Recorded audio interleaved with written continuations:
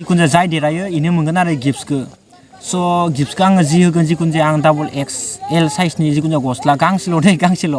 बारा मा मोनगोन गस्ला ब्रेन्डेड पुरा ब्रेन्डेड मोनगोन नुकुल ब्लग चेनेलनिफ्राय थ' गाइस ओ माय गड दैट फुला गोजा खालामना गालांजोब्बाय सेरलुना सलायदों मायो ना खिनोसो ओंखारदों मानसिया इलाय खत्म बाय बाय टाटा गुड बाय गया ओइ फन्टी ओके थ' फाखौ मा सोरबा गोलैफैदो इ गथ' फिसाया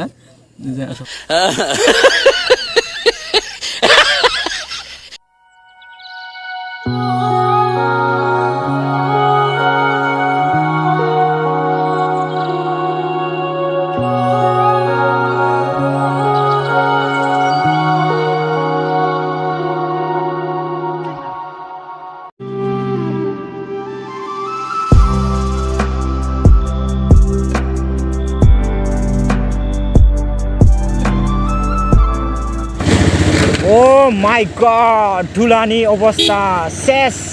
सेरलुना सलायदों मालैलाय धुला गोजा खालामना गालांजोब्बाय सेरलुना सलायदों मायो ना खिनोसो ओंखारदों मानसिया इलाय जानाय नंला मैगंफोरानो मोले मोले जाजोब्बाय थ' हेल' अके गाइस आंनि भिडिअ नायना मोजां मोनग्रा आंनि आंगो लोगोफोर नोंथांमोनखौ गिबियावनो गासैखौबो आंनि नुकुल ब्लग चेनेलाव बरायनाय जाबाय थ' गाइस माने नोंथांमोनाथ' मिथिखाबायानो जानांगौ दिनै मानि सायाव आङो भिडिअ खालामनो नागिरदों ओइ र' जोंनि थांनि गाइस मा बुंनायफ्रा आद्रा खालामोलै गारिफोरालाय अके आं फैदो माने गाइस आं दिनै मा बुंगोन दा आं गोसोखौ माने दिनै बिराद हेपि मोनदोंलै गाइस माने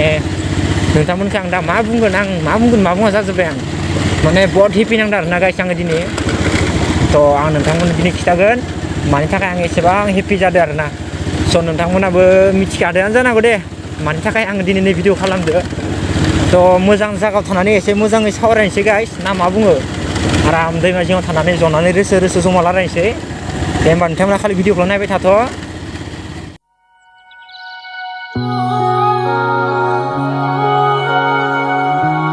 अ गाइस माने नैबे गामिनि लामा दै नैबे दैमा जिंनि माने जोंनि एसे गोजान जायो माने होमब्लाबो आङो भिडिअ खालामनो होननानै फैबाय आरोना ओमफ्राय लामायाथ' नै नोंथांमोना नुखादों माबायदि हालदा आरो भितर जागानि लामाया इदि गाज्रि जाखायोलै बेफोरखौ सरकारफोराबो नायनो हाखायाखैबाबो इदि गोदो भितरखौ दा नै बरिया मोजां फिल्डआव मोनफैबायना दैमा जिं एखे नै बेकग्राउन्डआव बमखा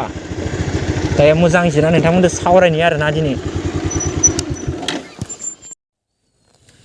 अके गाइस थ' फाइनालि आङो दा जोंनि दैमा सेरनि लामायाव मोनफैबाय दै थ' फाइनालि गाइस आङो नोंथांमोनखौ दिनै आंनि गोसो गोरबोनिफ्राय थेंक इउ बुंनो सानदों मानि थाखाय थेंक इउ बुंनो सानदों नोंथांमोना मिथिखाबाय जानांगौ दै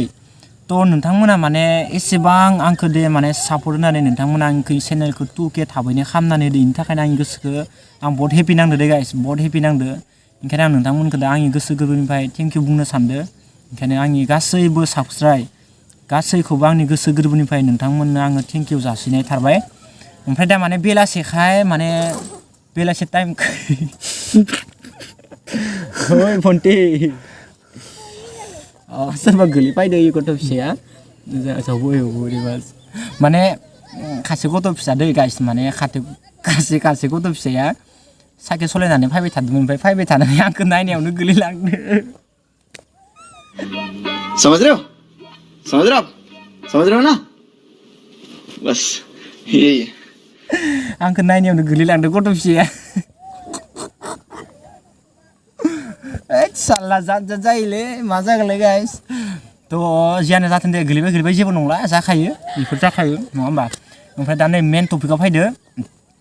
नोंथांमोनखौ जिखुनु जाया आंनि गोसो गोरबोनिफ्राय गासैखौबो आंनि साबस्क्राइबखौ थेंक इउ बुंहरनाय जाबाय नोंथांमोना आरो इदि गोदैनो आंखौ सापर्ट होबाय था आं नोंथांमोननो जिखिनि हायो इदि गोदैनो मोजां भिडिअ लाना फैबाय थानो नाजागोन ओमफ्राय दा जाहैबाय गाइस आङो दा आंनि चेनेलाव मोनसे गिफ्ट लाना फैनायदे गाइस नोंथांमोना मा गिफ्ट जानो हानाय खिन्थु गिफ्टआ जागोन गस्ला जागोन दै माने माबायदि बे गिफ्टखौ मोनगोन आं नोंथांमोननो फोरमायनि सोर माने आंनि चेनेलनिफ्राय उइनार जागोन मा स्टाइलाव उइनार जागोन आरो आंखौ नोंथांमोननो फोरमायनि माने आंनि भिडिअफोरखौ जाय नायो ओमफ्राय नायनानै जायनो बांसिन मोजां कमेन्ट हरनानै आंनि गोसोखौ हेपि लाखिहोनो हायो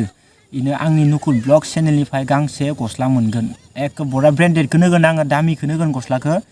सोर उइनार जागोन इखौ मिथिया गासैबो मोजां साननानै कमेन्ट हरबानो जाबाय सासेल' कमेन्ट हरनो हादे सासे मानसिया मोननै मोनथाम हरनो हानाय नङा मोनसे इमेलदो मोनसे आरो कमेन्टआव जिखुनु जाया मा होयो होया नोंनि गोसो आं इखौ मिथिला जिखुनु जाया मेसेजआ मोजां हरनानै आंनि गोसोखौ हेपि लाखिनाय जानांगोन दे गाइस होमबासो मोनगोन आंनि नुकुल ब्लग चेनेल फेमिलिनि सोर उइनार जागोन इखौ उनावसो आं खोन्थागोन ओंखायनो दिनैनिफ्राय नोंथांमोना मेसेज हरनायखौ स्टार्ट खालामबानो जाबाय आं गासैनिबो मेसेजखौ रिप्लाइ होखागोन आरो आङो रिप्लाइ होआलासिनो थाग्रा मानसिबो नङा इमान गोदोर आं चेनेलबो नंखाया आं गासैनिखौबो रिप्लाइ होखाजोबखाथारगोन ओंखायनो नोंथांमोनखौ खोन्थाबाय दि माबायदि मेसेज हरनानै आंनि गोसोखौ हेपि लाखिनो हागोन इखौ बाय साननानै नोंथांमोना कमेन्टखौ हरबानो जाबाय आरो आंनि चेनेलखौ नोंथांमोना थाबैनो 2K कमप्लिट खालामनो हाबाय बेनि थाखाय नोंथांमोनखौ गासिखौबो थेंक इउ स' माच आरो नोंथांमोना इदि गोदो सापर्ट होलांबाय था ओमफ्राय दा नै आङो दा जोंनि साइडथिं गालि दोङो नालाय नोंथांमोननो एसे भिउखौ देखायलांसै दैमानिखौ नोंथांमोना नायलांदो आरो नोंथांमोनखौ आङो जि बुंदो नोंथांमोना बुजिखाबाय जानांगौ दिनैनिफ्राय स्टार्ट खालामदो धामाका खालामना होदो गाइस धामाका नोंथांमोना मोनगोन गस्ला ब्रेन्डेड पुरा ब्रेन्डेड मोनगोन नुकुल ब्लग चेनेलनिफ्राय थ' गाइस जोंनि दा भिउफोरखौ नोंथांमोना एसे देखायनोसै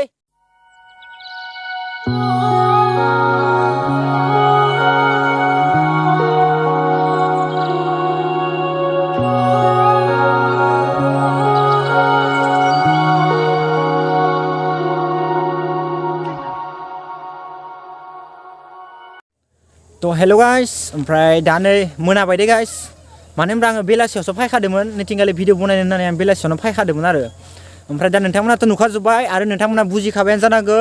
ओमफ्राय दा नोंथांमोना जोंनि भिउखौबो नुखाबाय जोंनि गामि खाथिनि नैबे दैमा आङो ओरैनो लोगोफोरा सोंबाथाय महा थांदों होनबाथाय नैखौ बुङो बायला बायथा दैमाथिं फायदो होनना बुंखायो आङो दा इनो आरो गाइस ओमफ्राय दा जिखुनु जाया नोंथांमोना नैबे भिडिअखौ मोजां मोनदोंबा अननानै शेयार खालामना होदो आरो लाइकखौथ' होखा माने भिडिअ बनायनायाव खस्थ' जायो एसे लाइक होदो गाइस लाइक होदो दे बाय बाय बाय बाय